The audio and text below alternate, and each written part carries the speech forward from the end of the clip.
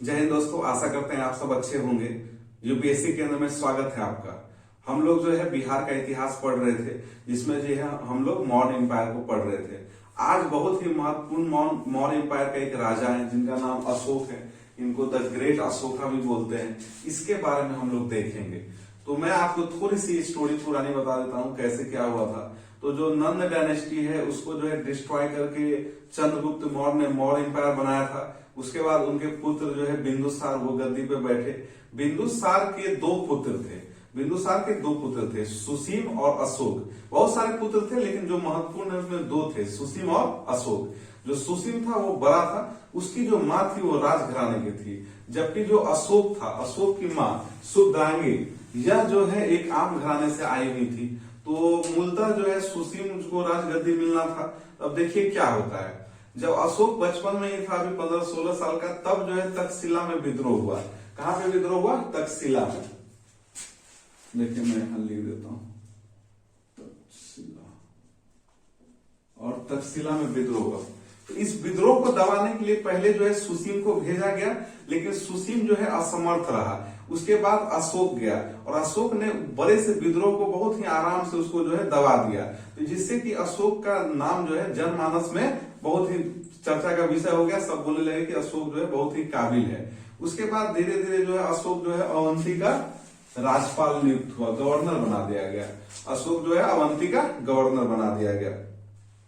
अब देखिए अशोक के बारे में मैं आपको कुछ चीजें बताता हूं जहां से प्रश्न रहते हैं। इसको हम बहुत अच्छे से देखेंगे स्टोरी की तरह, और साथ ही उन सारे प्रश्नों को अच्छे से समझेंगे, उस बिंदुओं को जहां से प्रश्न रहता है। जैसे कि अशोक का नाम अशोक कहाँ मिलता है, तो आप ध्यान से देखेंगे। मास्की, गुजरात, नैतू, ये कुछ अभिलेख हैं। इन अभिलेखों में अशोक का नाम अशोक मिलता है। इसके अलावा जो है अशोक का नाम देवनाम प्रिय था। अशोक को जो है चंड अशोका बोलते थे। क्यों बोलते थे मैं आपको बताऊंगा। देखिए क्या हुआ। तो मैं आपको बताया कि अवंती का जो राज्यपाल नियुक्त कर दिया गया अशोक को गद्दी पे। उसके बाद में धीरे धीरे जो है बिंदुसार जो है बूढ़ा हुआ, फिर मर गया। जब बिंदुसार मरा तो अराजकता फैला। उसके बाद अशोक क्या किया, अशोक जो है कहा जाता है ऐसा कि 99 भाइयों को, सुसीम भी उसमें एक था, 99 भाइयों का हत्या किया और गद्दी जो है अपने नाम किया। अब इसमें कितनी सच्चाई है कहा नहीं जा सकता है, पर यह एक विवाद का विषय है। इस वजह से अशोक को जो है क्या कहते हैं, चंड अशोका भी बोलते हैं। तो अशोक का दूसरा नाम क्या है, चंड अशोका। इसको भी ध्यान रखेंगे, चंड अशोक। तो ये बिंदु है कुछ। उसके बाद देखिए अशोक जो है जब गद्दी पे बैठा सुसीम और अपने 99 भाइयों की हत्या करके, उसके बाद उसने जो है सबसे महत्वपूर्ण जो हमला किया वह था कलिंग पर। कलिंग पे कब उसने हमला किया, 261 ईस्वी पूर्व। अब देखिए ये सब प्रश्न जो है इसको हर वक्त आपके मुंह पे होना चाहिए। कलिंग का युद्ध कब हुआ, 261 ईस्वी पूर्व, किस शिलालेख में जो है इसको जो है मेंशन किया गया है, तो 13वें शिलालेख में बताया गया है कलिंग। तो ये इन बिंदुओं को जरूर याद रखें। आप देखिए ये भी है प्रश्न पूछा हुआ है, किस अभिलेख में जो है अशोक का नाम अशोक मिलता है। तो ये कुछ महत्वपूर्ण चीज है, इनको आपको हर हाल में याद रखना होगा। तो कलिंग का युद्ध 261 ईस्वी पूर्व हुआ और इस युद्ध में जो है अशोक स्वयं जो है लीड कर रहा था और बहुत ही खतरनाक हुआ। भीषण तबाही मचा। जब युद्ध खत्म हुआ तो देखा गया लगभग 1.5 लाख लोग मर चुके थे। उससे दुगुना लोग जो है घायल हुए थे, छत बिछत हो गया था। इतनी खून खराबा देख के जो है अशोक को गहरा सदमा पड़ा। पहली बार कोई राजा जो है युद्ध जीतने के बाद भी जो है बहुत ही ज्यादा दुखी था। और यहीं से जो है अशोक को जो है धर्म की तरफ जो है उसका ध्यान आकर्षित होता है। मैं आपको एक और बात बताता हूँ। ऐसा कहा जाता है कि जो अशोक है, ये अचानक से इसके मन में हृदय परिवर्तन कैसे हुआ, इसके पीछे एक कहानी है कि जो सुसीम है, सुसीम का एक पुत्र था, इसका नाम निग्रोध था। वह जो है एक बौद्ध मॉन्क बन चुका था और जब उससे अशोक मिला, फिर भी वह जो है अशोक के लिए जरा भी उसके मन में जो है घृणा भाव या नफरत का भाव नहीं दिखा, जबकि अशोक ने उसके पिता की हत्या की थी। तो कहा जाता है यहीं से अशोक का जो है दिल धीरे धीरे बौद्ध धर्म की तरफ आकर्षित होना शुरू हुआ। और कलिंग जो युद्ध था वह जो है पूरी तरह उसके बाद जो है अशोक ने अपना जो है तलवार को छोड़ दिया। वहां से एक महान सम्राट जो है अब बनने की रास्ते पे वो आगे अग्रसर हुआ। अब चलिए अशोक जो है किस प्रकार इतना क्यों महत्वपूर्ण है और क्यों आधुनिक जितने भी इतिहासकार है वह भी उसकी थ्योरी को बहुत मानते हैं, एक्सेप्टेबल है, इस चीज को समझिए। देखिए क्या हुआ,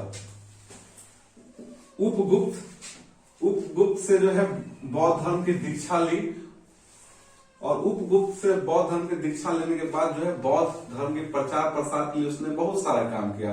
अशोक जो है खुद बहुत महत्वपूर्ण सब जगह गया, जैसे कुशीनगर गया, उसके अलावा लुम्बिनी गया, लुम्बिनी के अलावा सारनाथ गया, ये बौद्ध गया, तो इन सारे जगहों पे खुद गया। ये आप जानते हैं सारे जगह बौद्ध से रिलेटेड है। लुम्बिनी में उनका जन्म हुआ था, उसके अलावा सारनाथ में उपदेश दिए थे, गया जो है बौद्ध गया, बौद्धि वृक्ष के नीचे ज्ञान की प्राप्ति हुआ था।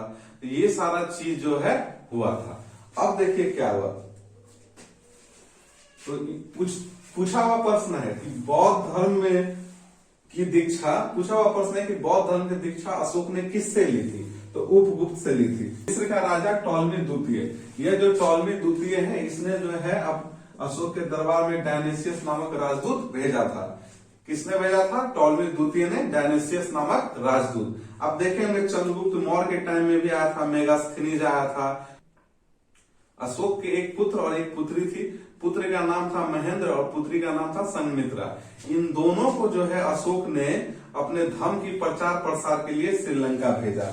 और यहां मैं आपको लिख देता हूं, उसका जो पुत्र है, पुत्र महेंद्र और जो पुत्री है संघमित्रा, इन दोनों को जो है बौद्ध धर्म की प्रचार प्रसार के लिए भेजा।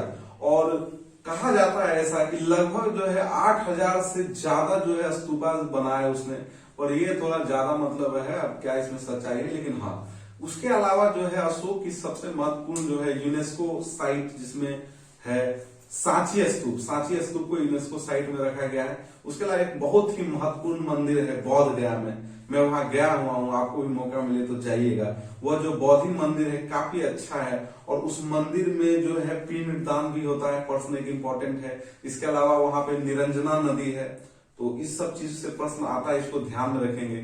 तो वो जो मंदिर है वहीं पे बौद्धि वृक्ष भी है, उस मंदिर का भी निर्माण अशोक ने ही करवाया था, इस चीज को याद रखेंगे।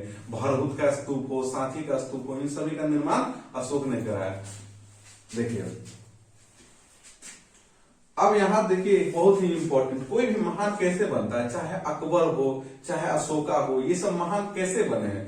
तो यह लोग जो है यह एक तरह से सभी धर्मों का आदर करते हैं। अपना जो धर्म है उसको तो मानते हैं, लेकिन बाकी धर्मों को भी रिस्पेक्ट देते हैं, उनको आदर मान सम्मान देते हैं। अब देखिए अशोक जो है आजीवक संप्रदाय, यह उस समय का एक धर्म टाइप का ही था, आजीवक संप्रदाय, उसको मानने वाले लोग थे। उनके लिए भी जो है उनको रहने के लिए बराबर की पहाड़ी में 4 गुफा दिया, बराबर की पहाड़ी में 4 गुफा दिया। बीपीएससी में प्रश्न पूछा हुआ, इसको जरूर याद रखें। उनका क्या नाम था? कर्ज, चौपाल, सुदामा, विश्व झोंपड़ी। 4 गुफा कौन कौन है? तो 4 गुफा है कर्ज, चौपाल, सुदामा और विश्व झोपड़ी। यह किसको दिया अशोक ने? यह जो है आजीविक संप्रदाय के लोगों को दिया रहने के लिए, तो ध्यान रखेंगे। इसके अलावा जो धर्म है या जो संघ है बौद्ध संघ, उसमें भी बहुत सारे जो कुरीतियां आ गई थी, उसको सुधार किया, उसको फिर से संरचना किया, इन सब चीजों पर भी काम किया उसने। अब देखिए मैं ये बता ही दिया हूं, धर्म के प्रचार के लिए पुत्र महेंद्र और पुत्री संघमित्रा को जो है श्रीलंका भेजा। इसके अलावा बौद्ध धर्म उस समय जो है आपका तिब्बत, चाइना, यहां तक कि जापान तक फैल गया था, इतना ज्यादा उसका प्रभाव था। फिर देखिए अगर बात करें लिपि की, जो अशोक की बहुत सारे पिलर्स हैं, बहुत सारे पिलर्स हैं, जिसमें से एक पिलर जो है जो शेर वाला, वो आप जानते हैं हमारा जो है राष्ट्रीय चिन्ह में भी उसका इस्तेमाल होता है। तो उसके अलावा किस लिपि में है? तो ब्राह्मी लिपि, खरोष्टी और अरमाई, यह जो कुछ महत्वपूर्ण लिपि थे उनका इस्तेमाल उस समय होता था, और प्राकृतिक का भी इस्तेमाल उस समय होता था लिखने के लिए। अब देखिए इतनी बातें मैंने आपकी बताई, इतनी सारी जानकारियां और भी बहुत सारी जानकारियां हमें कहां से मिलती है? तो एक महत्वपूर्ण पुस्तक है, कौटिल्य के द्वारा लिखा गया था, अर्थशास्त्र। इसमें जो है हमें जानकारी मिलती है, और यह वही कौटिल्य है या चाणक्य हैं जिन्होंने चंद्रगुप्त मौर्य की सहायता की थी, जिससे इतना बड़ा मौर्य साम्राज्य की स्थापना हुई। तो ध्यान रखेंगे। इसके अलावा एक पुस्तक का नाम डायरेक्ट भी पूछा जाता है, अष्टाध्यायी, जरूर याद रखेंगे। अष्टाध्यायी पाणिनि, अष्टाध्यायी किसने लिखी? पाणिनि। और इनके भी पुस्तक में जो है मौर्य साम्राज्य के बारे में अच्छे से जानकारी दी गई है। उसके अलावा मीमांसा है, वेदांत है, इन सब टिप्पणियों पे भी है, हमें जानकारी मिलती है। अब देखिए कुछ इंपॉर्टेंट, एक अवशेष है पटना में, पाटलिपुत्रा में है। तो वह देखिए जो मौर्यकालीन राजप्रसाद था, मौर्यकालीन राजप्रसाद, और इस यह जो है कहाँ मिला है? कुम्हरार पटना में, कुम्हरार पटना में। कहा जाता है लकड़ी का ही है, लेकिन काफी भव्य हुआ करता था, काफी भव्य था। इसके अलावा देखिए पटना सिटी के दीदारगंज में यक्षिणी की मूर्ति मिली है, काफी महत्वपूर्ण है। इन बिंदुओं को आप जरूर याद रखें, अगर नहीं दिख रहा है तो आप ध्यान से सुने। पटना सिटी के दीदारगंज में यक्षिणी की मूर्ति, पटना सिटी के दीदारगंज में क्या मिला है? यक्षिणी की मूर्ति, ध्यान रखेंगे। उसके अलावा राजगीर में जो है सोन भंडार गुफाएं, यह सब जो है अशोक के समय में हुआ था और काफी महत्वपूर्ण राजा था अशोक। अशोक जो है तृतीय बौद्ध संगीति भी करवाया था, और मोगली पुत्र तीस के निगरानी में जो है तृतीय बौद्ध संगीति हुआ था पाटलिपुत्रा में अशोक के समय में।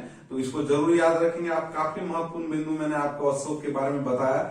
उसके बाद अशोक जो है बहुत ही अपने धर्म को लेकर जो है बहुत ही न्यायिक था, हर लोगों को मान सम्मान देता था, और वो जो है किस तरह से चंड अशोका से धर्म अशोका की तरह गया, ये पूरा जर्नी मैंने आपको अच्छे से समझाया।